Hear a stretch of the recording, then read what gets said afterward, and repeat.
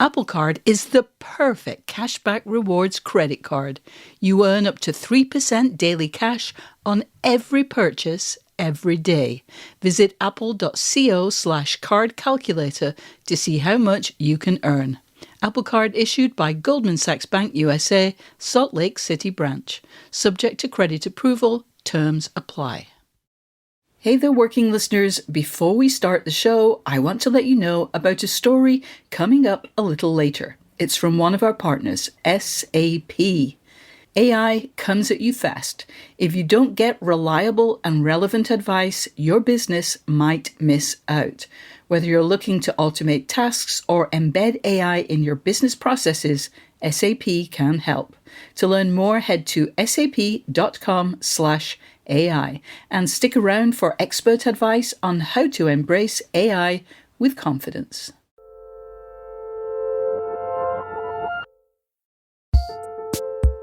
Hello, and welcome to another episode of Working Overtime, our bi-weekly advice-focused episode. I'm your host, Ronald Young Jr. And I'm your other host, June Thomas.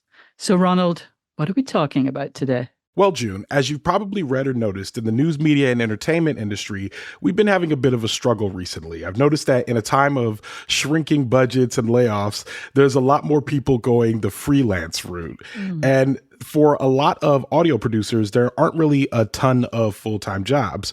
I've been freelancing in audio production since 2020, and it seems like lately I've heard from colleagues that getting some organizations to pay on time has been a bit of a struggle. Have you had any trouble getting paid as a freelancer? I have never had serious delays or, worse, not getting paid, but I've certainly had to jump through some weird hoops in order to get paid. Have dealt with organizations that had processes that were the equivalent of like, send an invoice on the third Thursday of the month, or if there's an hour in the month, on the fourth Tuesday, and make sure that the invoice is in pages rather than Word, or that will cause a delay. And like things where you just got the sense that the organization's first priority was not cutting a check for freelancers. I love that you said that. I really hate that portion. I used to do a lot of what are called tape syncs, which are kind of remote recordings. Yeah. And I'd be talking to someone, and next thing you know, they got to onboard me into a system. And I mean, we're talking about an amount of like $285, $300 or less. Yeah. And they're like, we got to get you into the system, and it's going to take 45 days. And typically for most organizations that I've done work with, there's no real issue with getting paid. We're talking the net 30-day industry standard. But a few times I've come against those very difficult organizations that push those deadlines to the limits. I'm talking payment on the 30th day, or sometimes the 31st, 32nd, or even recently it was like the 60th day and beyond. And those times are not easy for a freelancer. June, with the unpredictability of a freelance paycheck, do you have a strategy for managing your finances in a way that stretches your money in between paydays? So over the course of my career, I've spent maybe 7 or so years as a full-time freelancer, and throughout that period, I've been lucky enough to have an anchor job. That is to say, a regular gig that might not necessarily have been the most glamorous or sometimes fun, but that was regular. And cobbling together enough of those to cover expenses makes pitching for more ambitious but riskier gigs possible. There's a great episode of Working Overtime from November 30th, 2023, called The Benefits of Anchor Jobs, that I really recommend for anyone who's interested. I'm also constitutionally one of those people who weirdly loves to manage their money. I always know exactly how much I have in my accounts and how much is due and when it's due. I find that really fun. I even actually love doing my taxes. But it's a great benefit to enjoy that kind of money management because it is extra important when you don't have a regular paycheck going into your bank account every 2 weeks or whatever. I have to admit that there have been some big bills that I just couldn't pay on time. If anyone from any of my dentist offices are listening, they'll know what I'm talking about. But I've been fortunate enough that when I have said to them, look, I'm sorry, it's going to be another month before I can pay that bill, or could I pay it in installments? They've always accommodated me. The more you can be upfront with that kind of request rather than just not paying a bill, the better. But obviously that doesn't work with, say, your internet provider. You just have to pay that thing on time. Yeah. And I think That's what gets me sometimes, is that we have debtors as well that we have to pay as freelancers, but we are a debtor to these organizations and they just don't treat us with that same urgency, which is very frustrating for me. And I've been gracious enough to have, people that I've owed money that have been more than willing to give me time that I needed to pay them back, whether it be borrowing money from friends or family, or it be like even something that's more formal, like working with a recording studio or whatever. If they know that I'm consistent, I'm going to come back, or I've had a record of paying on time consistently for a while and something changed, typically they're going to have that conversation with me and say, hey, take your time. We know you're a good client. And I think being a good client, being a good steward is kind of what gives you that leeway. So it's not always easy. And you're right. You can't do it with your cell phone provider, your internet provider, any of those places. But there are ways that you can kind of work that out. But I think what frustrates me is I just sometimes just don't think we should have to have those conversations. We should just be able to have our money on time from the people that said they were going to give it to us. It is awfully difficult to argue with that proposition, Ronald. Okay, we're going to take a quick break. And when we come back, we're going to talk more about money and finances and strategizing your life when it comes to freelancing.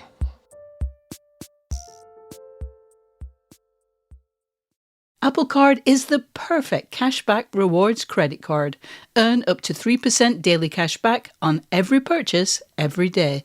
Then grow it at 4.50% annual percentage yield when you open a savings account with Apple Card. Visit apple.co/card calculator to see how much you can earn.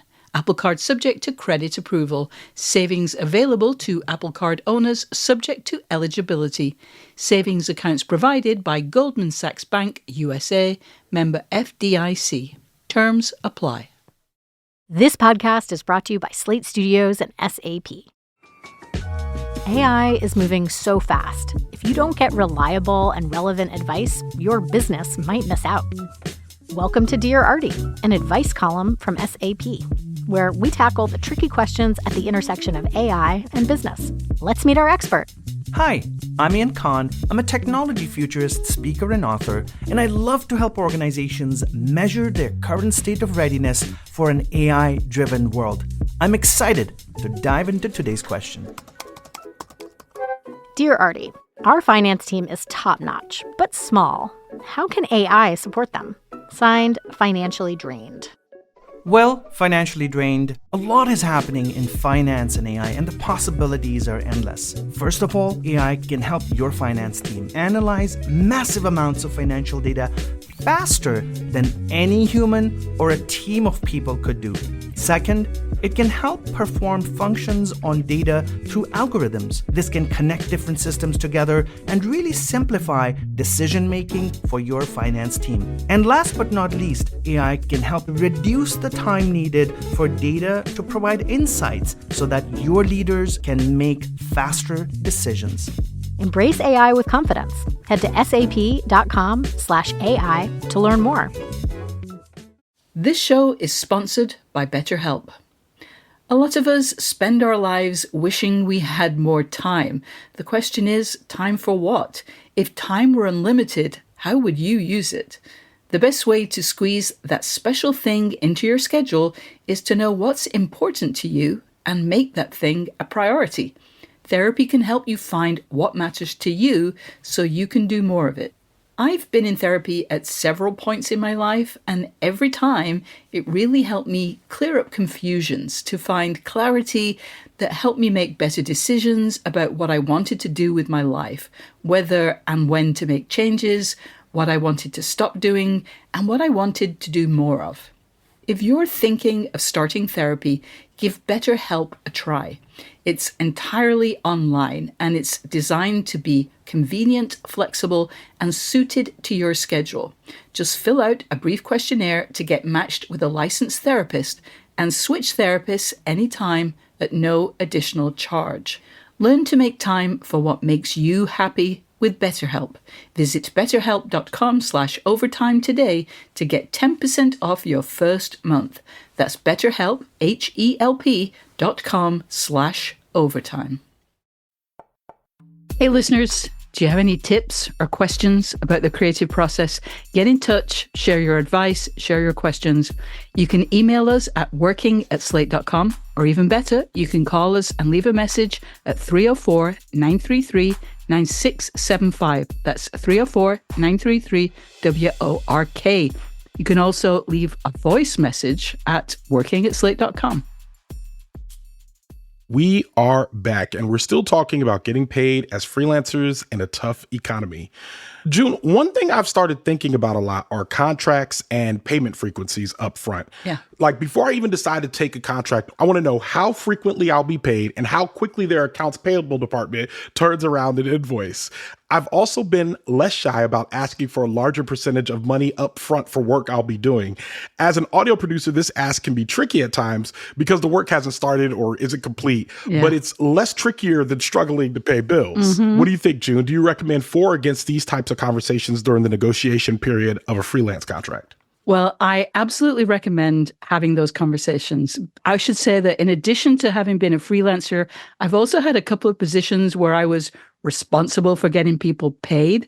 I wasn't writing the checks, but I was the person who needed to make sure that all the paperwork was in place and submitting the invoices to be paid. That's the Lord's work, June. Yeah, I know it. I know it. And that has taught me that in all but the tiniest organizations, there's a system, and payment systems usually almost always can't be gotten around. They're set up the way they are to comply with the law, the needs of the organization, their cash flow, all of that. So it's extremely difficult to negotiate a special exception, but I do think it is absolutely essential to find out as much as you can about how the system works before you get into any problems. Right when you start, you say, when you're negotiating that contract, find out as much as you can. Like, how quickly will I be paid? What's the invoicing process? Do I need to get set up to use some special software? What's the typical timeline? All of those questions.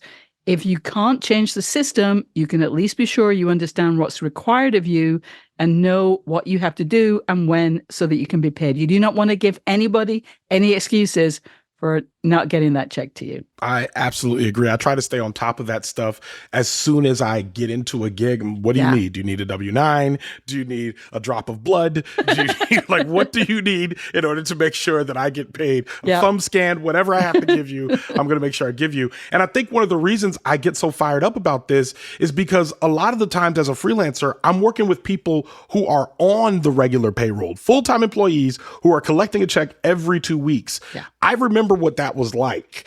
It was easier to plan your life generally. There was no anticipated end of the road when it came to cash flow. Now, of course, anybody can be fired. Anybody can be laid off. But the difference between contract work and full-time employment is that with a contract, you're constantly knowing when the end is coming. And you kind of have to be thinking about what's next and how you're managing your life. But every now and then, there's a full-time employee between me and a check. And I have to say, I want them to be thinking about that in a more meaningful way. Absolutely. As I said, I've been on both sides of this. And the last time I was in a full-time job where making sure people got paid was one of my responsibilities, it came right after I'd been freelancing. And during that period, sometimes I was not getting the kind of response I think everyone deserves. You know, my invoices weren't getting paid on time, and I wasn't really being told why. My emails weren't getting answered. And that did not feel good. It made me very concerned. It did not allow me to do my best work. So I was really determined that other people wouldn't have to put up with that. In real life, because I'd just been through it, I understood the urgency and the importance. I will say one thing I've noticed of late is that more and more places are setting up systems where there isn't really a middle person. Like, you're interacting with software rather than humans. At the New York Times or Bloomberg, for example, you get set up with access to a payment system, you submit your invoice, and then you wait. Slate has something sort of in between where in the software, you alert a staffer who approves your invoice. That kind of system avoids the, did this person even get my email kind of open loops, which can be very frustrating. So I feel like that's a positive step. Yeah, I think that's a little bit better. I think I've been in situations where someone has left, someone has gone on vacation, or the entire office has closed for the holidays. There was a couple of times this happened during Christmas where the office closed for the holiday on something like the 19th or the 20th. And I was just out of luck until January. And I remember thinking at the time, y'all are enjoying your time with your families. Y'all are buying Christmas gifts, all that stuff. And I'm sitting here like stressed, frustrated, being like, am I going to make it? The only chance that I have is that all the people that are collecting bills at that time are also off with their families doing their thing. So I really love the idea of using payment systems. Any chance that we can kind of like account for human error or being overlooked. Yeah. We'll be back with some final thoughts about freelancing and payments after this.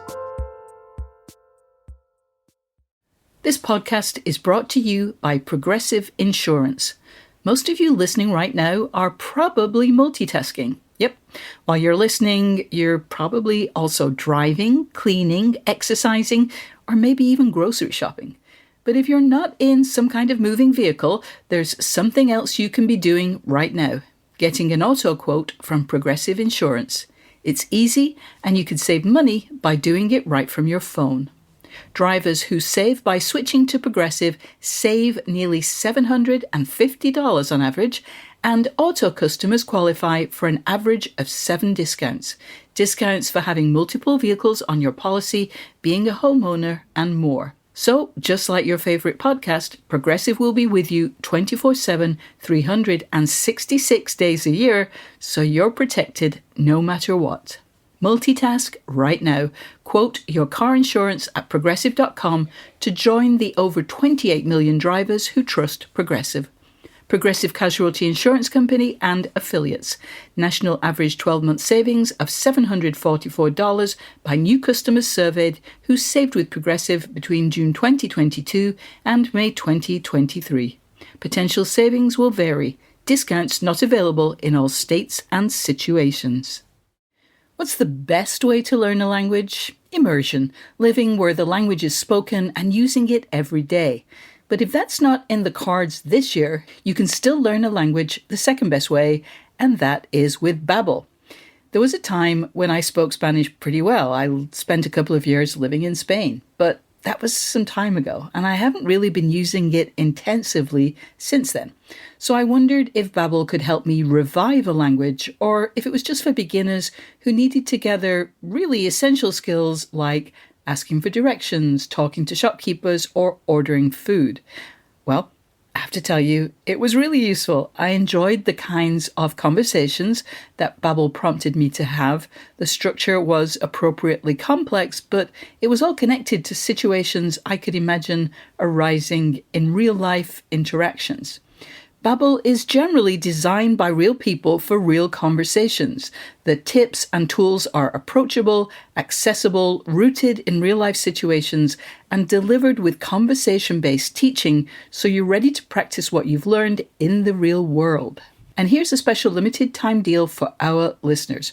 Right now, get 55% off your Babbel subscription, only for our listeners, at babbel.com/working. Get 55% off at babbel.com/working. Spelled BABBEL.com/working. Rules and restrictions may apply. Listeners, I have a recommendation for you. If you are enjoying working overtime, please subscribe so that you never miss an episode. If you listen on Apple Podcasts, we would love you to rate or review the show. It really does help new listeners to find us. And if Overcast is your app of choice, as it is mine, please hit the star to recommend the episode to others. Here on Working, we talk a lot about the creative process, but in my everyday life, I'm often thinking about the logistics of living from day to day. And honestly, those logistics are what make my creative process possible. So while a lot of conversations about money are often discouraged, I feel like we need to be talking more about what it takes to be creative and live well. Yeah. For me, knowing what my colleagues are doing and how they strategize those financial logistics helps me to understand the ways I could be managing myself and advocating for myself in negotiations in a way that gives me peace and the ability to be creative without being stressed about the rent. Do you have any last thoughts, June? Oh my God. That last point is really crucial. Getting paid for the work that you have done on a reliable timeline is such a basic right. This isn't something that should consume energy and brain cells, because all that stress and agitation creates the opposite of the conditions that are required for good creative work. So yes. I think just generally, stay organized, do whatever's required for the billing system so that you can do your work well, and let your friends and colleagues know when an organization isn't treating its freelancers well. Ooh, I love doing that. I love snitching, especially to friends. Be like, you want to work for so-and-so? I don't know. They don't pay. They paid me on the 60th day. I don't know if that's a thing. Yes. You don't know how many times you've helped a colleague just by doing that. And listeners, if you are a freelancer who is having a real struggle to get paid for work that you've done, it's worth reaching out to the Freelancers Union. They have done a lot of work on lobbying to get the freelance isn't free legislation passed in some states. If you're really struggling to get money that you're due, it's worth reaching out to the Freelancers Union. In a pinch, they can help you. And also, if you need resources, especially if you're working in audio, you can go to airmedia.org, which is the Association of Independents in Radio, and they have an abundance of resources for freelancers, including how to negotiate contracts, what your fair rate should be, just all kinds of things that you need if you're out there, especially as an independent. So definitely check that out. Again, that's airmedia.org. That's all the time we have for this episode, but let me leave you with one last piece of advice. I think you should subscribe to Working wherever you get your podcasts. And if you have ideas for things we could do better or questions you'd like us to address, we'd love to hear from you. You can send us an email at working@slate.com or give us a ring at 304-933-WORK. That's 304-933-9675. And if you'd like to support what we do, sign up for Slate Plus at slate.com/working plus. You'll get bonus content, including exclusive episodes of Slow Burn and Decoder Ring, and you'll be supporting the work we do right here on Working. Thanks, as always, to Working Overtime's producer, Kevin Bendis, and to our series producer, Cameron Drews. We'll be back on Sunday with a brand new episode of Working, and in 2 weeks, we'll have another Working Overtime. Until then, get back to work.